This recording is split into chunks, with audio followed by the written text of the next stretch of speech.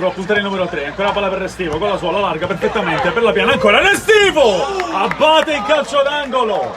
E poi gran gesto di fair play questo. Nilmar. Fischia Nilmar, fa un gran lavoro con la piana di tacco, ancora buona per Restivo, dentro in travaglia!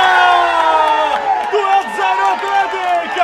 Ha firmato il 10, servito da Restivo, deve solo appoggiarla dentro, ha segnato, Totò in travaglia. Vallecchia può puntare, ancora Umberto Vallecchia, vuole allargare, ancora per Giuliano, si è inserito ancora il 20, sempre Giuliano, palla per Tuzzolino, può pensare al destro, dentro! Vallecchia! 3-0 Atletic!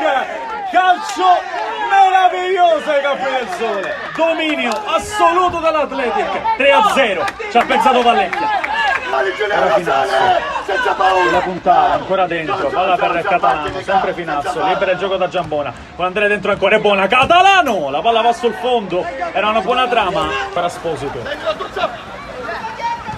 andare da Arato, Tuzzolino senza fallo, se l'è ripresa contropiede ancora per l'Atletic, Tuzzolino una finta, ora calcia, c'è ancora un grande intervento, qui li abbatte Atletic.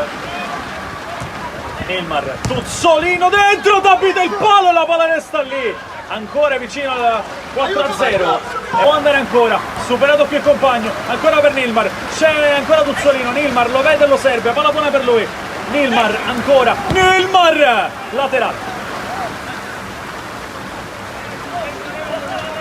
Allora si riparte con Isola, Giambona, Cipolla ancora, palla Vallecchia!